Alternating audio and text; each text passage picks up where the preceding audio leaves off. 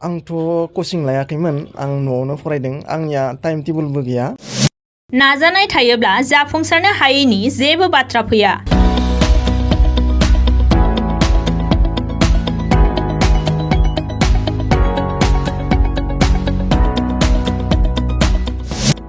आं बर' बिजोंजों फरायनानैनो बे आनजादाव उथ्रिसार जानो हादों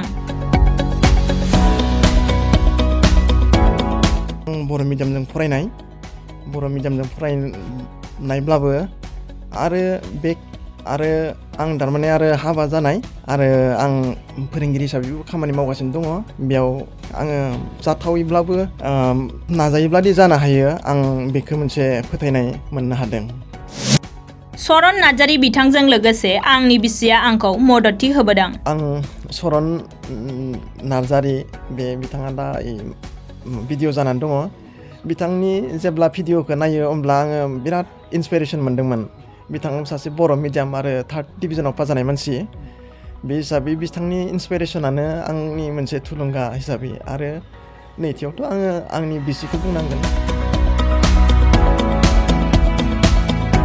दिनै अदालगुरि जिल्लानि सिङाव थानाय 1 नं डिमाकुसि गामिनि थागिबि बिफा हानुक दैमारी आरो बिमा मिहारी दैमारीनि फिसाज्ला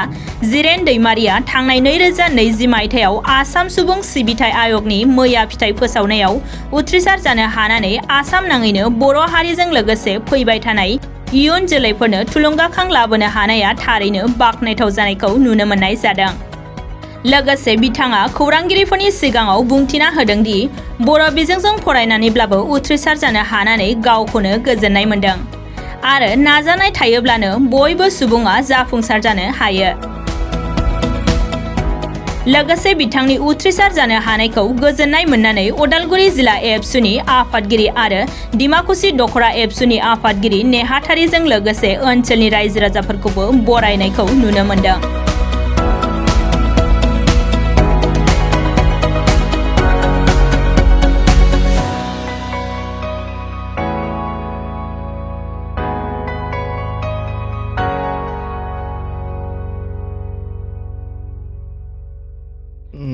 APSc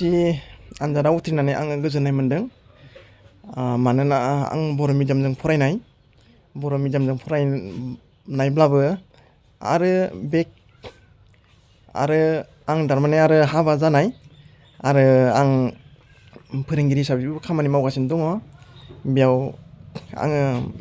जाथावैब्लाबो नाजायोब्लादि जानो हायो आं बेखौ मोनसे फोथायनाय मोननो हादों आं गोजोननाय मोननो हादों सार नोंथाङा बे आनजादखौ होनो थाखाय बेसेबां गोबावनिफ्राय माबायदि प्रिपारेसन खालामनाय सार एसे आनजादा APSc आनजादाथ' गोरलै नङा बेखौ एसे गोजाननिफ्रायनो स्टाडि खालामनो गोनां जायो माने खालामब्रबबाय पास जाब्रबबाय बे रखम आनजाद नङा बियो मोनथाम रोखोमनि जायो प्रिलिम मेन आरो इन्टारभिउ प्रिलिमनि थाखायब्ला अबजेक्टिभ टाइप एसे चुइस खालामनानै फरायनांगौ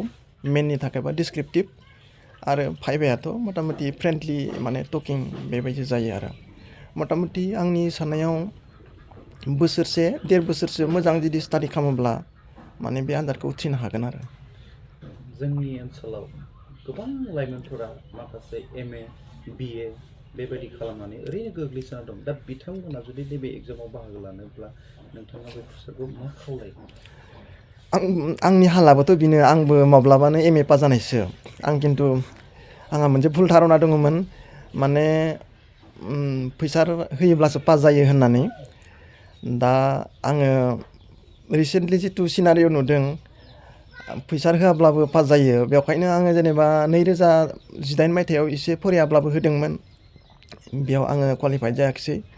नाथाय बेयाव आं मोनसे इनफरमेसन मोनबाय जे आं नाजाब्ला हागोन होननानै बेवखायनो आङो 2000 मायथाइयाव जेथिया प्रिलिम आनजादखौ होयो अब्ला आं बेयाव प्रिलिम आनजादखौ क्वालिफाइड जानो हादोंमोन आरो बिसानो मेन आनजादखौ क्वालिफाइड जाबाय बिनि उनाव भाइभायावबो आङो क्वालिफाइड जानो हाबाय आङो खावलायदोङो गासिबो आं जुदि हायोब्ला गासिबो हागोन आं जुदि हाबा जानाय मानसियानो गथ' गोनां मानसियानो जुदि बे आनजादखौ नाजानो हायोब्ला गुबुनाबो हागोन निस्सय सार जिहेथु जोंनि नैबे बिटिआर सरकार दा बिटिआर सरकारा मोनसे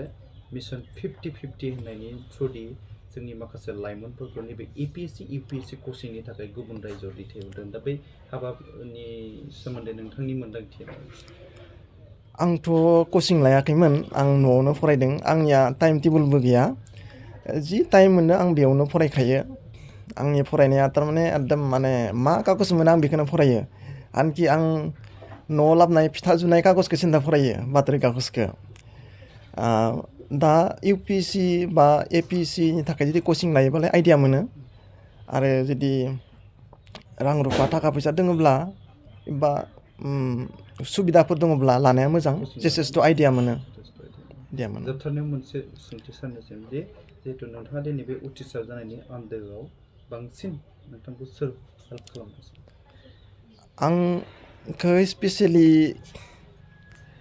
आं सरन नार्जारि बे बिथाङा दा भिडिअ जानानै दङ बिथांनि जेब्ला भिडिअखौ नायो अब्ला आङो बिराद इन्सपिरेसन मोन्दोंमोन बिथाङा सासे बर' मिडियाम आरो 3rd डिभिजनाव पास जानाय मानसि बे हिसाबै बिथांनि इन्सपिरेसनानो आंनि मोनसे थुलुंगा हिसाबै आरो नैथियावथ' आङो आंनि बिसिखौ बुंनांगोन आंनि बिसि आरो खाथि खालानि जे मेलेमजिबि बिथांमोन आबसु बिथांमोनाबो आंखौ जथेस्थ' थुलुंगा होदोंमोन आं बिथां साफ्रोमनिसिम साबायखर थाबाय माबायदि नांदों गोसोखौ रंजानाय मोनदो आरो गाहामबो मोनदो बिथाङाथ' फोरोंगिरिबो खामानि मावबाय थायोमोन माखासे खामानि मावनो गोनां जायो बे समाव माबायदि बिथाङा स्टाडिफोरखौ माबायदि खालामनायखौ बिहाथ' स्टाडि खालामनाया बियो जि स्कुलनिफ्राय फैनानै जा सम मोनो बेखौनो एसे खावनानैब्लाबो न'खराव आरो गथ' दोङो बिसि दोङो आरो न'खर सामलायनाय बुहुत खामानि थायो बेफोरखौ जेनेबा बियो खस्थ' खालामनानैबाबो जि सम मोनो उन्दुनायखौ दसे दोनथ'नानैब्लाबो मेंनायखौ दसे दोनथ'नानैब्लाबो बियो बायालासे गावनि जि मावनांगौ खामानिखौ बियो मावफुङोमोन आरो मानसिया फरायनायाव माने बिराद गोसो जिखि जाया बिजाब मोनो बेखौनो फरायो बेबायदि बिहा जेनेबा सिलेबास बिदिनोबो गैया जायखौनो मोनो बेखौनो बियो फरायनानै बिनिफ्राय माने गियानखौ लायो आरो बियो जिहेतु नुबाय दिनै बर'फोरनि गेजेराव डेम'क्रेसि ओनसोला जेनेबा दिनै मोनसे बिराद गोजोननाय लाबोदों दा बे हिसाबै रायजो राजाखौ मा होनना खावलायगोन जायफोर माने फरायबाय थादों बिथांमोननिसिम आङो बिसेसलि जेनेबा गार्जेनफोरखौ आं बुंनो नाजायो दा जोंनि फरायफुनाय गथ'फोर बा सेंग्रा सिख्लाफोरा जिहेतु जेनेबा आन्दायलाबायनानै दङ दा जेनेबा गिदिर फरायनानै साकरि मोनाब्लाबो माने जेनेरेल बे मा होनना बुङो आर्टस लानानैबो ग्रेजुवेट जानानै बेफोरबायसा APSc आनजादफोरखौ जेनेबा एटेम्प्ट खालामनो हायो आरो दा बिनिखाय साइन्स लानानै जोङो फरायनो हायासै बे नङा खिन्थु आर्टस लानानैबो गोबां सुबिदाफोर दङ जेरै जोंनि बिसायाबो बेबायदि नोंबो माबा लायाखै थेवब्लाबो बियो जेनेबा गावनि नाजानायजों जेबायदि आनजादखौ उथ्रिनो हाबाय थिग बेबायदिनो जोंनि उन जोलैफोराबो बेखौ नायनानै सोलिलांनो हायो आरो जे नाजानाय थायोब्ला जिउआव माब्लाबाबो साक्सेस जेनेबा जानाया थाखायो बांसिना बुङो बर' बिजोङाव फरायब्ला बेबायदि माने देरहाद गिदिर मानसि जानाया खिन्थु नोंथांनि फिसाया जाबाय मोनसे जोंनि थाखाय बिदिन्थि मा बुङो बे समाव बे बिदिन्थि हिसाबै जोङो जेनेबा बर' बा इंलिस बे नङा गोबां इंलिस मिडियामाव फरायनायाबो दिनै बेबायदि उथ्रिनो हायाखै दा मेनलि जेनेबा गोसोनि बोलो बिदि आरो न'खरनि सापर्ट बिदि थायोब्ला बर' बिजों फरायनायाबो जौगासारनो हायो आं बेखौ जेनेबा सानो आरो